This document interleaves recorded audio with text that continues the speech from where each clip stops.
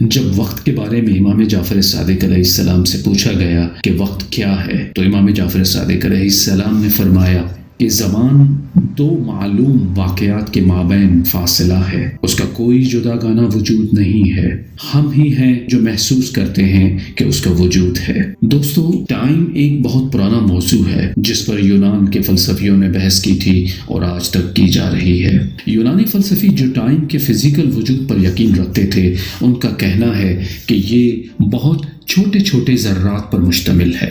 وہ ذرات اس قدر چھوٹے ہیں کہ انہیں دیکھا یا چھوا نہیں جا سکتا، وہ ہمیشہ سے حرکت میں ہیں، ایک طرف سے آتے ہیں اور دوسری طرف چلے جاتے ہیں، کوئی ان کی حرکت کو محسوس نہیں کر سکتا، مگر ان کی حرکات سے پیدا ہونے والی تبدیلیاں تمام پودوں اور جانوروں میں نمایاں ہیں۔ دوستو، ان فلسفیوں کا مزید کہنا ہے کہ ٹائم کی دو قسمیں ہیں، ایک وہ جس میں ذرات حرکت کرتے ہیں اور گزر جاتے ہیں، پودوں، جانوروں اور انسانوں میں تبدیلیاں پیدا کرتے ہیں۔ ٹائم کی ایک اور قسم وہ ہے جس کے ذرات حرکت نہیں کرتے، وہ ریت اور مٹی کے ذرات کی طرح ہیں جو ایک برتن کے تہ میں بے حرکت پڑے رہتے ہیں۔ یہ ساکن یا بے حرکت ٹائم دوام یا ابدیت کے طور پر معروف تھا۔ ان کی رائے میں تغیر پذیر ٹائم تمام مخلوقات کے لیے ہے اور ساکن ٹائم دیوتاؤں کے لیے۔ دیوتا چونکہ بے حرکت ٹائم کے تابع ہیں، اس لیے ان میں کوئی تبدیلی نہیں ہوتی اور وہ ہمیشہ ایک جیسی حالت میں رہتے ہیں۔ یونان کے فلسفی جو عارفوں کے طور پر معروف تھے، یہ یقین رکھتے تھے کہ پودے اور جانور بھی ساکن ٹائم کی حالت میں آ سکتے ہیں اور دیوتا بن سکتے ہیں۔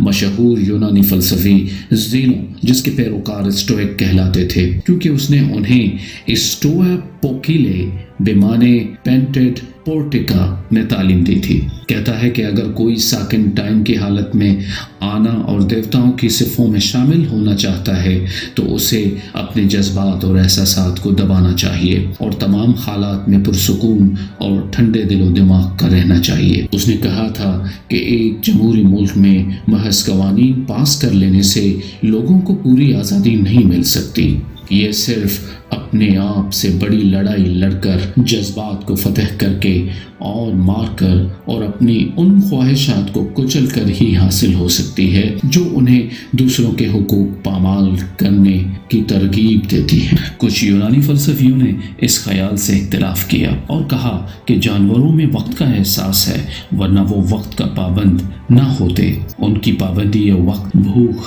پیاس، دن نکلنے یا سورج غروب ہونے کے باعث ہو سکتی ہے۔ بعد کے عرصوں میں بھی بہت سے فلسفیوں نے ٹائم کے فزیکل وجود کو ماننے سے انکار کر دیا، مگر انہیں مکان یعنی اسپیس کے وجود پر یقین تھا۔ 19ویں صدی کے بہت سے اسکالر اسپیس کے فزیکل وجود پر یقین نہیں رکھتے تھے۔ ان کا نقطہ نظر تھا کہ مکان یعنی اسپیس کا انحصار مادے کی موجودگی پر ہے، اگر مادہ ہے تو اسپیس بھی ہے، ورنہ نہیں ہے۔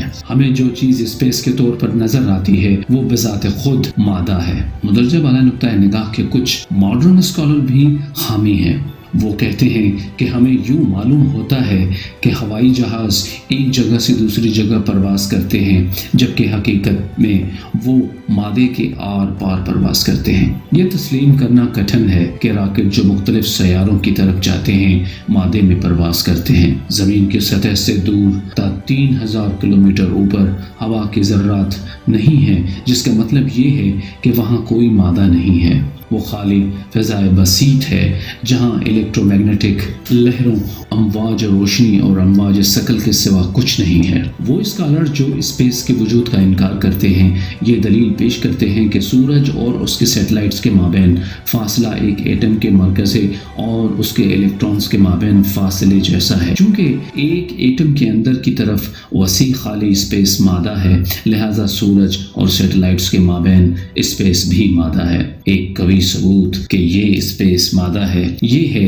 کہ یہ کشش ثقل کی لہروں سے پر ہے جو مادے کے ایک قسم کے علاوہ کچھ اور نہیں ہے۔ 18ویں صدی میں یہ دریافت ہوئی تھی کہ مادہ اور توانائی ایک ہی چیز کے دو اظہار ہیں، اگر کوئی فرق ہے تو وہ فرق صرف ان کے خواص میں ہے۔ 20ویں صدی کے آغاز میں کچھ اسکالروں نے مادے کو کثیف انرجی کی ایک قسم کے طور پر اور انرجی کو بہتے ہوئے مادے کی ایک قسم کے طور پر بیان بیان کیا۔ جن فلسفیوں کا یہ یقین ہے کہ اسپیس کا کوئی جدا گانا وجود نہیں ہے، کہتے ہیں کہ کائنات ایک سینما ہال کی طرح نہیں ہے جس میں نشستوں کی ایک محدود تعداد ہوتی ہے۔ اگر سب نشستیں پر ہو جائیں تو نو وارد کے لیے کوئی نشست نہیں ہوتی۔ کائنات میں لاکھوں کہکشائیں ہیں جنہوں نے اپنے اپنے اسپیس بنا رکھے ہیں۔ اگر آج لاکھوں کہکشائیں اور پیدا ہو جائیں تو وہ اپنے لیے اسپیس پیدا کر لیں گی۔